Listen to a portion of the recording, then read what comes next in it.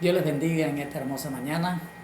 Qué bueno es poder encontrarnos nuevamente en la presencia del Señor, poder estar en esa comunión día a día y que el Espíritu Santo en esta mañana nos pueda guiar, nos pueda instruir a través de la hermosa palabra de Dios. Le doy gracias a Dios porque nos permite disfrutar de sus bendiciones, nos permite disfrutar de su amor, de su bondad, de su misericordia. Nos permite poder habitar bajo su presencia. Y qué hermoso es poder compartir y poder saber de que usted en esta mañana puede disponer de su tiempo para darle ese espacio a que Dios pueda hablar a su vida, para que Dios pueda operar, pueda hacer un milagro, Dios pueda tener acceso a usted. En esta mañana le pido a Dios que su Espíritu Santo pueda estar ministrando a cada persona en cada lugar, pueda estar en esa comunión directa donde Él dice la palabra que Él es quien nos recuerda todas las cosas. Puede hacer que el Espíritu Santo en esta mañana le haya recordado que tiene una cita con el Señor y podamos compartir la palabra de Dios. Bendigo su familia, te bendigo en el nombre de Jesús y vamos a compartir en esta mañana, mejor dicho, vamos a continuar un tema que comencé hace 15 días titulado El propósito de Dios, no estorbando el propósito de Dios. Pero el Espíritu Santo me llevó a que debía profundizarlo un poco más, porque aunque no vamos a terminarlo, pero vamos a profundizarlo un poco más en esta mañana. ¿De qué se trata? ¿Qué es el propósito y cuántos hombres en la Biblia podemos dar ejemplo de ello?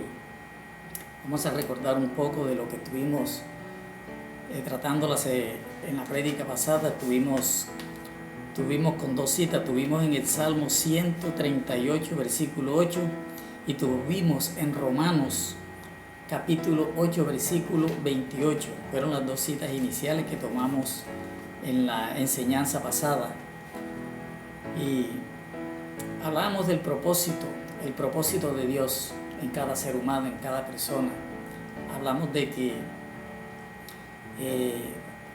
los propósitos no son para todo el mundo. Los propósitos son para alguien escogido. Y les comentaba de que la Biblia habla de que son muchos los llamados y pocos los escogidos. Entonces hay muchos llamados por el Señor para salvación. Pero en la escogencia, les comentaba que ya en esta escogencia es una preselección y es donde Dios ya tiene un propósito para entregarle a aquella persona. Hablábamos que el propósito no es del ser humano, que el propósito es de Dios. Eso es algo que tenemos que tener bien claro para no caer en falla, no caer en error. Les comentaba la prédica pasada donde Abraham, por querer intervenir en el propósito de Dios, lo quiso estorbar, y así fue cuando tuvieron el hijo que Dios no les había mandado, y fue Ismael. Hablamos de otro hombre que también quiso estorbar el propósito de Dios por ponerse a jugar con el propósito de Dios, y este hombre fue Sansón. Entonces vimos a través de la palabra cómo dos hombres en la Biblia, llamados por Dios, utilizados por Dios, intervinieron humanamente, y Abraham estuvo a punto de dañarlo, y Sansón también hizo la misma acción, no siendo el orden de Dios que esto pasara así. Perdón. Entonces en esta mañana vamos a continuar con esto, mi amado. Vamos a escudriñar un poco qué es un propósito, qué es el propósito de Dios. Es un plan, es un proyecto, ¿sí? Es un plan dado por Dios desde los cielos, un plan divino, no es un plan terrenal, que Dios lo planifica, Dios lo ordena y se lo da a alguien escogido, para que ese alguien lleve a cabo el plan divino que Dios ha planificado en los cielos. Es un plan que la única intervención humana que va a llevar es aquella persona que Dios va a utilizar. Pero el proyecto en sí, el plan a ejecutar, es un plan planificado desde el principio perfectamente, desde el principio hasta el final. Entonces, un propósito, los propósitos, vemos a través de la palabra que Dios da a conocer el inicio y da a conocer el final, mas no muestra el proceso que hay que pasar desde que comienza un proceso hasta el final para lograr el objetivo que Dios quiere. Y dentro de ese propósito nos vamos a encontrar con diferentes circunstancias, con diferentes problemas, con diferentes situaciones adversas, por una sencilla razón que usted debe conocer. Y es que cuando el plan de Dios es dado a conocer a la persona, el enemigo tiene acceso a escuchar que ese plan fue dado y va a tratar por todos los medios de impedir de que ese plan se lleve a cabo. Por eso es importante, mi amado, tener el pleno conocimiento, el orden correcto que nosotros, los seres humanos, debemos llevar a cabo o debemos de ser utilizados para que ese plan de Dios perfecto se pueda cumplir a cabalidad. Y podemos tomar como ejemplo otro hombre, pero ya la diferencia que no obstaculizó, sino que fue dejarse llevar, fue dejado guiar por el Espíritu Santo, ¿sí? Fue inspirado y fue guiado, y aunque le vinieron muchas adversidades, este hombre pudo llegar a cabo al final con muchos inconvenientes, pero llegó con un final victorioso, que es lo que Dios quiere para todo aquel a quien Dios le entrega un propósito. Vamos a tomar como referencia a José. Eso está en Génesis, capítulo 37. Y nos dice la palabra, en el nombre del Padre, del Hijo y del Espíritu Santo: José, vendido por sus hermanos. Habitó Jacob en la tierra de donde había morado su padre, en la tierra de Canaán. Esta es la historia de la familia de Jacob. José, siendo de edad de 17 años, apacentaba las ovejas con sus hermanos, y el joven estaba con los hijos de Bilián y con los hijos de Zilpa, mujeres de su padre, e informaba a José a su padre la mala fama de ellos. Aquí comienza la historia de José, y es cuando Dios le empieza a dar a José unos sueños. Y vamos a pasar aquí al versículo 5 para que te tenga una idea de cómo inicia el propósito de Dios en la vida de José. Y soñó José un sueño y lo contó a sus hermanos, y ellos llegaron a aborrecerle más todavía. Y él les dijo: oíd ahora este sueño que he soñado. He aquí que atábamos manojos en medio del campo, y he aquí que mi manojo se levantaba y estaba derecho, y que vuestros manojos estaban alrededor y se inclinaban al mío. Este fue el primer sueño que Dios le da a José, con el propósito que Dios traía para José, y no solo para José. Uno de los objetivos de un propósito es que el propósito se le da a una persona para ejecutar, pero el propósito va a arrastrar o va a incluir mucha gente. El propósito fue dado a José, pero el propósito no solamente era José, el propósito era para toda la familia, incluidos sus hermanos, estos hermanos que le aborrecían, estos hermanos que no gustaban de él, estos hermanos que llegaron a la conclusión que tenían que matarlo, que tenían que venderlo, y al fin lo llevaron a cabo. Lo vendieron como esclavo, fue a Egipto, y en todo esto estaba la mano de Dios. Vemos que en un propósito, mis amados, nos vamos a encontrar en situaciones adversas donde nos va a parecer de que Dios no está con nosotros.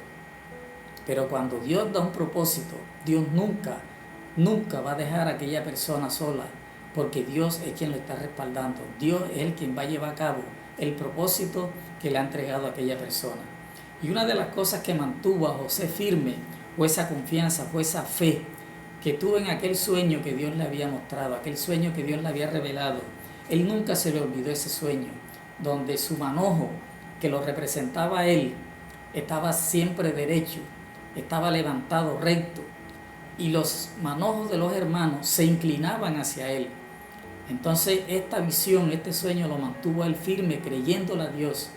Y hay mucha gente a veces que por las dificultades, las circunstancias, de los problemas que se le presentan, olvidan el sueño, el propósito que Dios ha puesto en su vida y lo dejan a media, o lo dejan a un lado, o se olvidan de él y dicen, no, yo con esto no sigo. ¿Para qué? Porque esto me ha traído problemas, me ha traído dificultades. Pero José es un joven que a pesar de sus 17 años, a pesar de que fue vendido por sus hermanos como esclavo para Egipto, nunca se olvidó de su Dios, nunca se olvidó del propósito que Dios tenía para con él. Y fue así como José pudo llegar, pasó por la cárcel, pasó por persecución, pasó por calumnia, pero en todos estos procesos, Dios dice que la mano de Dios estaba con José en todo lo que él hacía y Dios lo prosperaba. José llegó a la casa de Potifar y José prosperó en todo lo que Potifar puso en las manos de José. José llegó a la cárcel y en la cárcel José prosperado, y de la cárcel sale José para revelarle un sueño a Faraón. Y es así como José llega a ser gobernador, a estar ejerciendo en un puesto de poder, y es como José es utilizado para poder salvar a su familia de la hambruna que estaba pasando. Y es así cuando usted lee la historia de José, cómo él se da a conocer a sus hermanos, y cuando sus hermanos estaban creyendo que él se iba a vengar de ellos, él lo que les dijo es, tranquilos mis amados, yo no me voy a vengar de ustedes, lo que ustedes hicieron para mal, Dios lo utilizó para bien de vosotros. Y esto es lo que a veces no entendemos, mis amados, cuando estamos pasando tantas dificultades, tantos problemas, no nos damos cuenta que todas esas cosas nos están ayudando para bien. Todas estas dificultades nos están impulsando, nos están llevando cada vez más cerca de alcanzar el final del propósito que Dios ha dado en nuestras vidas. Cada vez que una prueba de esta pasaba por la vida de José, se iba acercando más y más al propósito final victorioso que Dios tenía para él. Entonces, mis amados, vemos cómo este hombre pudo perseverar, cómo este joven de 17 años, y por ahí creo que a los 30 y pico, vio cumplido el sueño de Dios en su vida, levantándose en victoria con poder y con autoridad sobre todas las naciones, sobre todos los pueblos, y dándole protección y dándole suministro de alimento a su familia. Entonces, mis amados, vemos en este primer ejemplo con este hombre, podemos escoger el segundo hombre que es escogido con un propósito. Y este es un caso especial, porque este hombre no estaba como en los papeles, no estaba como en los planes. Este hombre, vamos a hablar de Saulo de Tarso, era un hombre que era perseguidor de la iglesia. Era un hombre que se había convertido en el caudillo de la iglesia del Señor. Y sucede algo interesante con Saulo de Tarso. Lo vemos aquí en el capítulo 8. Vamos a mirar aquí en el capítulo 8. Mire lo que dice con este hombre. Saulo persigue a la iglesia.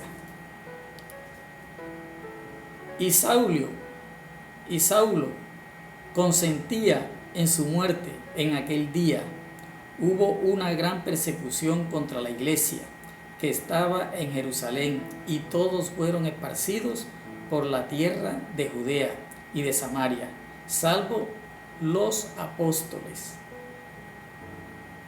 Y hombres piadosos llevaron a enterrar a Esteban, e hicieron gran llanto sobre él. Y Saulo asolaba la iglesia y entrando casa por casa, arrastraba a los hombres y mujeres y los entregaba en las cárceles. Mire lo que este hombre hacía en contra de la iglesia, en contra del pueblo de Dios. Era un perseguidor, un hombre que estuvo presente y que apoyó la muerte del apóstol Esteban, del discípulo, de este apóstol que llamó Jesús. Apedrado, y dice que él consentía, él estaba allí presente, porque en su creer, en su parecer, creía estar haciendo lo correcto. ¿Cuánta gente anda equivocadamente actuando en contra de Dios sin darse cuenta? Porque está creyendo que de la forma como piensa, de la forma como actúa, creen que es la forma correcta en su parecer. Y este hombre estaba tan equivocado, persiguiendo a la iglesia, matando a los cristianos, encarcelándolos, que le tuvo que suceder algo extraordinario, como de pronto le puede suceder a muchos. Esto no solamente en aquel tiempo, también Dios es el mismo de ayer, de hoy y por los siglos de los siglos, y esto puede suceder también en estos tiempos. Mira lo que le sucedió a Saulo. En el capítulo 9 del libro de los Hechos, dice conversión de Saulo. Saulo, respirando aún amenaza y muerte contra los discípulos del Señor, vino al sumo sacerdote y le pidió carta para las sinagogas de Damasco, a fin de que si hallase algunos hombres o mujeres de este camino, los trajese presos a Jerusalén. Y es aquí, en esta persecución, cuando él pide carta, cuando el Señor Jesucristo hace la aparición al apóstol Pablo. Dice la palabra del Señor que cuando iba, vamos a leer aquí, seguir leyendo, más en el versículo 3, mas yendo por el camino, aconteció que al llegar cerca de Damasco, repentinamente le rodeó un resplandor de luz del cielo, y cayendo a tierra, oyó una voz que le decía: Saulo, Saulo, ¿por qué me persigue? Él dijo: ¿quién eres, Señor? Y él le dijo: yo soy Jesús, a quien tú persigues. Dura cosa te es dar coces contra el aguijón. Vemos esta aparición poderosa y repentina que le sucede a este hombre. Después de ser el caudillo de la iglesia del Señor, tuvo el Señor Jesucristo que presentársele personalmente, y dice que lo tumbó a tierra. Quiere decir que este hombre de pronto iba montado en algún camello, en algún caballo. Lo cierto fue pues que cayó a tierra, y dice que cuando cayó a tierra, el solo hecho de presentársele aquella luz y caer a tierra, su vida cambió instantáneamente, porque mire cómo cambia su actitud. Enseguida, en el versículo 5, mire lo que dice: ¿quién eres? ¿Quién eres, Señor? La actitud arrogante, la actitud prepotente de aquel perseguidor, de aquel que mataba y encarcelaba a los cristianos, ahora toma una posición de humildad, toma una posición de reconocer autoridad superior a él, y se refiere a Jesús. ¿Quién eres tú, Señor? Y Jesús le dice: yo soy Jesús, a quien tú persigues. La gente a veces piensa, mi amado, que cuando persiguen a un cristiano, están persiguiendo a la persona, y no es así. Cuando alguien que no conoce de Cristo le hace la vida imposible a un cristiano, se la está haciendo al mismo Jesús. Fíjese cómo Jesús le dice: ¿por qué me persigue? Yo soy Jesús, a quien tanto persigue. Él perseguía a la iglesia, perseguía a los cristianos, los encarcelaba. Y Jesús le dice: ¿por qué me persigue? Yo soy Jesús. Y a veces la gente no se da cuenta, mis amados, cómo se está oponiendo, cómo está obstaculizando el plan y el proyecto que Dios ha puesto en uno. Y es así como este hombre, en esta persecución, es transformado y es transicionado de perseguidor a ser perseguido, porque él empieza a vivir lo que él hacía a la iglesia, entonces él lo empieza a vivir personalmente y empieza a ser también perseguido. Pero es uno de los hombres que después de Jesús me gusta predicar mucho de él, porque después que este hombre, siendo igual que nosotros, pecadores, pero llegó a Jesús y se arrepintió totalmente, tuvo un cambio significativo y nunca el Saulo de Tarso, después de convertirse en el apóstol Pablo, porque el Señor le cambió el nombre, mas nunca este hombre volvió atrás. Este hombre es uno de los hombres que, a pesar de que no fue discípulo directo de Jesucristo, sino que el único encuentro personal que tuvo aquí fue en este capítulo 8 de los Hechos, este hombre, su vida fue cambiada y nunca más volvió a retroceder. Y esto es lo importante que debemos de tener en cuenta. Estos son los ejemplos que nosotros, los que Dios ha entregado un proyecto, un propósito en nuestras vidas, que nosotros debemos tener como ejemplo. Que este hombre nunca desistió de predicar a Cristo. Un hombre que podía ser encarcelado, un hombre que podía ser apedreado, un hombre que lo mordía serpiente, un hombre, un hombre que lo dejaban como muerto de los látigos, las palizas que le daban en las ciudades donde iba a predicar, pero nunca dejó este hombre de predicar a Cristo. Entonces, mis amados, este es lo que Dios está buscando hoy en día, una generación, unos hombres y mujeres con esta calidad, con esta talla, con este porte, que puedan resistir, que puedan perseverar y que puedan permanecer con los ojos puestos en el blanco que se llama Jesucristo y seguir adelante. Vamos a tomar otro ejemplo, y este ya sí es el ejemplo número 1, podríamos llamarlo. El ejemplo número 1, porque después de este ejemplo no hay más. Es el mayor ejemplo que podemos tener. Vamos a verlo en Mateo,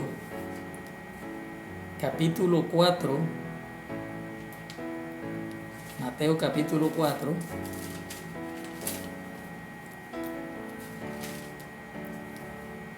Mateo capítulo 4.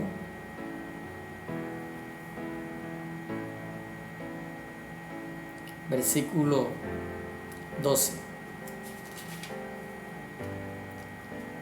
Jesús principia su ministerio, porque ni Jesús, siendo el Hijo de Dios y siendo Dios, cuando vino a esta tierra, Jesús tampoco vino a hablar de él. Jesús vino con un propósito, el propósito del Padre. Y cuando Jesús se presenta a la tierra, Jesús dice: yo no vengo a hablar de mis propias palabras, yo vengo a hablar lo que oí hablar del Padre. Las palabras del Padre es las que yo vengo a hablar. Entonces vemos que todos los propósitos vienen de parte de Dios, son direccionados, son ejecutados y perfeccionados por Dios. Entonces vemos aquí cómo Jesús, Mateo capítulo 4, versículo 12, dice que Jesús principia su ministerio. Cuando Jesús oyó que Juan estaba preso, volvió a Galilea, y dejando a Nazaret, vino y habitó en Capernaum, ciudad marítima, en la región de Zabulón y de Neftalí, para que se cumpliese lo dicho por el profeta Isaías cuando dijo: tierra de Zabulón y tierra de Neftalí, camino del mar al otro lado del Jordán, de Galilea de los gentiles. El pueblo sentado en tiniebla vio gran luz, y a los asentados en región de sombra de muerte, luz le resplandeció. Este es el propósito. ¿Por qué le quise llamar el propósito número 1? Porque este es el mayor propósito que Dios ha mandado para beneficio de toda la raza humana. El propósito que le entregó a su Hijo Jesús. Los demás propósitos que hemos visto, el de Pablo, el de Abraham, el de José, el de Sansón y el de muchos hombres que hemos visto y que hay más en la Biblia, fueron unos propósitos entregados a alguien personal para beneficio de una nación, de un pueblo o de X o Y rey o una familia. Pero este es el plan perfecto y el plan universal de Dios, entregado a su Hijo. ¿Cuál es el propósito de este plan planificado, este plan divino ejecutado en el cielo, dado en el cielo para ejecutar en la tierra? De que Jesús viniera al mundo para salvar a lo que se había perdido. Por eso dice en Juan capítulo 3, versículo 16, porque de tal manera amó Dios al mundo, que ha dado a su Hijo unigénito, para que todo aquel que en Él cree no se pierda, mas tenga vida eterna. Aquí está el cumplimiento de ese amor que Dios tiene para con todos nosotros.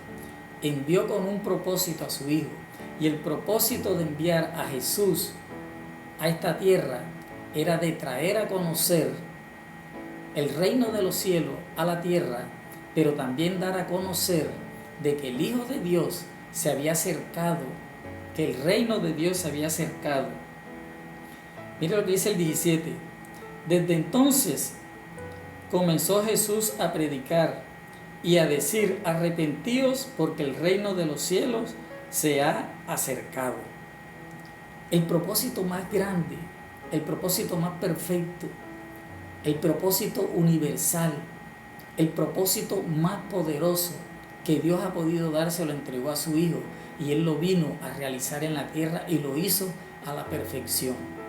Jesús vino, nació de una mujer, creció como cualquier ser humano, padeció todas las necesidades del ser humano. Dice la Biblia que fue tentado en todo, pero no pecó. Y dice la Biblia que a sus 30 años comenzó a ejercer el ministerio para poder enseñar a la gente de que había oportunidad para todo aquel que pudiera creer en Él, aquel que se acercara a Él, había oportunidad de salvación, porque Él vino a salvar lo que se había perdido. Ninguno de los otros propósitos anteriores entregados a ningún hombre puede salvar a nadie, ni podía salvar a nadie. Pero este propósito de Dios en Jesús es el único y el perfecto plan de Dios, el propósito de Dios de salvar a toda la humanidad. Por eso, mi amado, con este último ejemplo de los propósitos de Dios en cada uno de nosotros, tenemos que ser muy cuidadosos con lo que Dios nos entrega, con lo que Dios pone en nuestras manos. Los propósitos de Dios son poderosos, son santos, pero son que tienen que estar por encima de cualquier sentimiento humano, de cualquier emoción, de cualquier familiaridad. El propósito de Dios debe estar por encima de todo, primero en todas las cosas. Y por eso Jesús, cuando le dijeron a los discípulos: Señor, aquí te buscan tus hermanos, tu mamá y tus hermanos. Y Él dice: mis hermanos y mi madre son ustedes que están aquí conmigo. Mire la prioridad que hace Jesús entre la familia y el propósito de Dios. Así que, mis amados, hay que ser muy analítico, muy estudioso, muy selectivo en el propósito que Dios coloca en nuestras manos para ejercer. No debemos de dejarlo estorbar, no debemos de dejarlo que se nos salga de las manos, ni tampoco debemos echar a un lado a Dios por querer nosotros llevar el propósito a cabo, porque el propósito nosotros no lo vamos a realizar porque no es nuestro. El propósito es de Dios y Él sabe de qué forma lo va a llevar a cabo. Así que, mi amado, he querido ampliar un poco más esta enseñanza respecto a lo que es el propósito de Dios en nuestra vida, para que usted pueda tener una idea de cómo manejar lo que Dios le entrega, cómo cuidar aquello que Dios le está entregando y dejarse dirigir por el Señor en lo que Él quiere hacer en su vida. Podemos ser victoriosos en todo lo que Dios nos entrega siempre y cuando permitamos que el Espíritu Santo, que Dios lo ha dejado como nuestro guiador y consolador, Él nos pueda dirigir y recordar todas las cosas que Dios ha establecido para llevar a un final feliz ese propósito de Dios. Te doy gracias en esta mañana por estar conectado, por escuchar esta palabra, y le pido al Señor que te instruya cada día, que te fortalezca y te capacite. Quiero orar por ti en esta mañana, quiero que hagas esta oración. Si no has aceptado al Señor, si te has apartado, te puedes reconciliar. Padre Dios que estás en los cielos, te alabo y te bendigo en esta hermosa mañana, en este día, Señor. Que tú te glorifiques y que tú, Señor, hagas, Señor, efectiva tu palabra, que ella es la que tiene el poder. Nosotros no tenemos nada, somos siervos inútiles, pero que por tu misericordia y por tu amor tú los haces útiles, Señor. Que hoy tu palabra cause el efecto, Señor, por el cual tú la envías.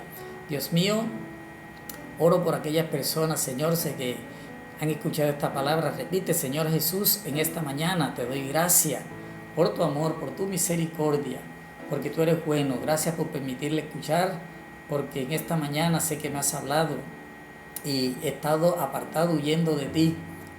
Te pido que me perdones mis pecados, que escribas mi nombre en el libro de la vida y que lo borres del libro de la muerte. Y que nunca jamás, Señor, me borres de ese libro de la vida, porque quiero seguir contigo. Gracias, Señor. Padre Dios, te doy gracias, Señor, por cada persona que ha hecho esta oración. Te pido que la fortalezcas, te pido que la ayudes. Te pido, Señor, que la guíes, Padre amado, que tu Espíritu Santo pueda entrar en sus vidas y que ellos puedan, Señor, caminar contigo y que tú los utilices, Señor, en cualquier área, Padre amado. No necesariamente tiene que haber un propósito, Señor, directo, un trabajo, un proyecto por ti, sino que ellos pueden trabajar en otras áreas, Señor, seculares, en el cuerpo de Cristo, para que a tu gloria, para tu honra y tu alabanza. Gracias, Dios mío, en el nombre de Cristo. Te alabo y te bendigo, Señor, en esta mañana. Dios te bendiga, Dios te guarde y que pases un resto de semana feliz bajo la presencia del Dios Todopoderoso.